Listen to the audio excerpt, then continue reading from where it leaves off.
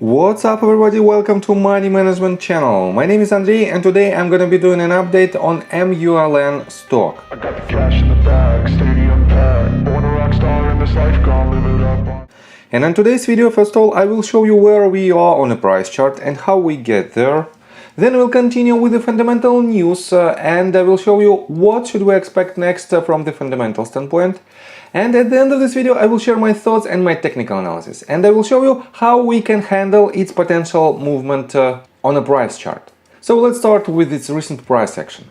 I made my previous video right here at this point and I've told you that we were at the point where we might have the next leg to the upside if the catalyst that was supposed to move this asset appears on that very day. And unfortunately it didn't happen, and because of this we had this movement to the downside that was for more than 20% in a matter of just one session. Definitely this asset is still quite weak from the fundamental standpoint, and because of this movement, as you can see, we broke this range of support at roughly 25 cents and had pretty much bounce from the next level of support at roughly 20.88 cents.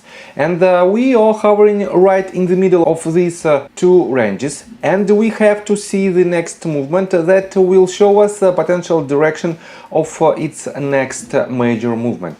So, and let's continue with the fundamental news. What was the reason of this sell-off? As I already mentioned, we anticipated the start of their deliveries of iGo. It is not their car that they produced by themselves. It is just a reselling car that they are buying from some China suppliers, and they are trying to sell this car somewhere in Europe.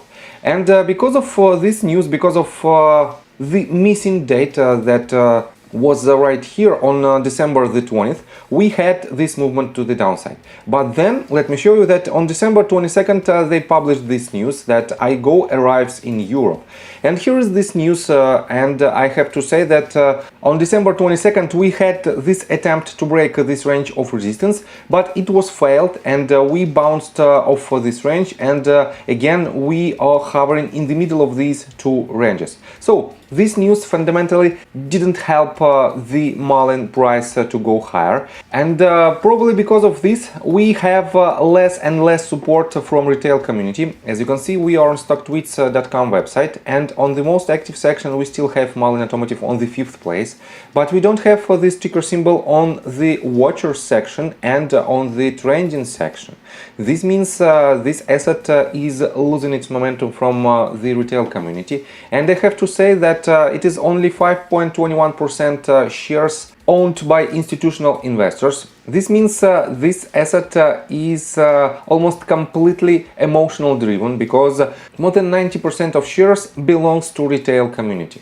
And that's why we have to be very cautious because of its huge volatility. So, what is the next news that you should know? Let me show you that right here. They published their 8K form, and basically this form, let me quote you the summary.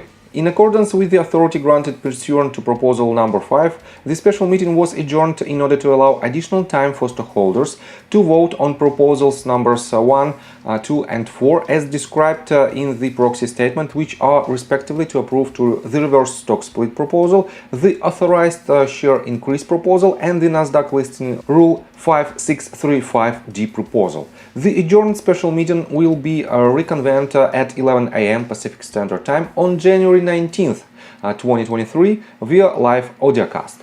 So they postponed this special meeting, and I have to say that they had a quorum, and David Michery definitely has a lot of voting power in order to vote for these proposals, but for some reasons he denied to do so, and I think it is because of his anticipation to see the Christmas or New Year rally for Mullen Automotive. Unfortunately, it didn't happen, and I have to say that right now we have another bearish catalyst that probably drive the entire market lower. It is a potential tax loss harvesting. And we have to see the buyback of a majority of shares right after the New Year holidays. And because of this, probably he postponed this meeting And right now the next deadline is January 19th. And let me show you what are the 1, 2 and 4 proposals. So, first of all, it is the reverse stock split, proposal number 1. Second one, it is the dilution of existing shareholder from 1.75 billion shares to 5 billion shares of total float.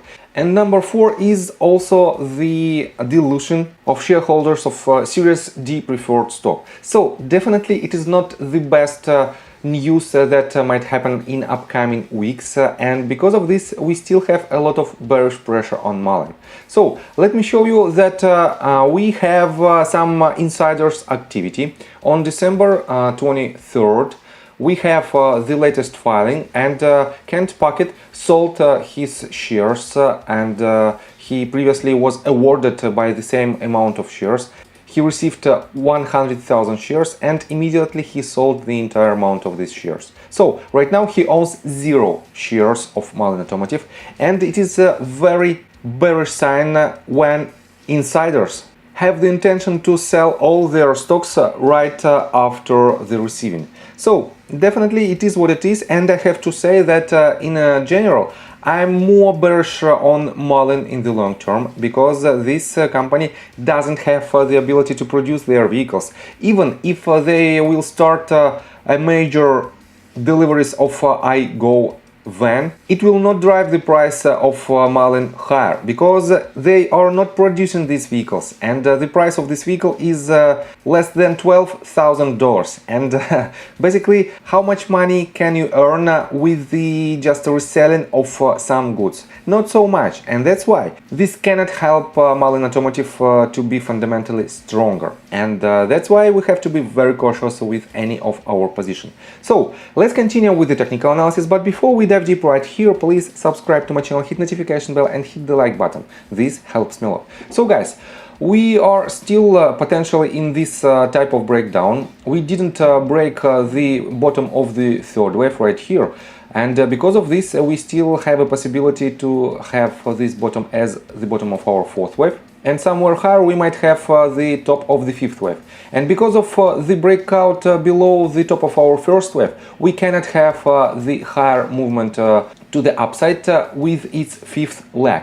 And because of this, most likely we will see the truncated fifth wave, and if it is the case, if it is still a bullish case, and I have a lot of doubts about it, we might see the next leg to the upside that might break this range of resistance. But in my opinion, we have the higher probability to have this movement to the upside as ABC correction, potentially this type of movement, and because of this we might have the next leg to the downside that will break the range of support of roughly 20.88 cents, and probably we might even retest the all-time low at 18.9 cents price point. So what should we expect next?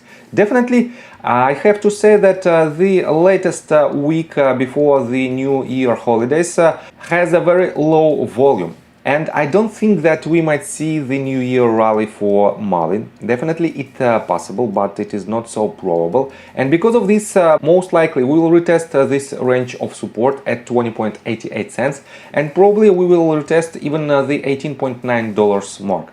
If this asset breaks these two ranges, I have to say that it will establish the next lower lows, and it will establish its all-time low, and definitely it will be another bearish signal for the investors, and probably they might start to reduce its position in Mullen. That's why we have to be very cautious in upcoming week. So I think from the technical standpoint that's it for now. If you like my video, please hit the like button and subscribe to my channel with notification bell, and see you guys and girls next time. Bye!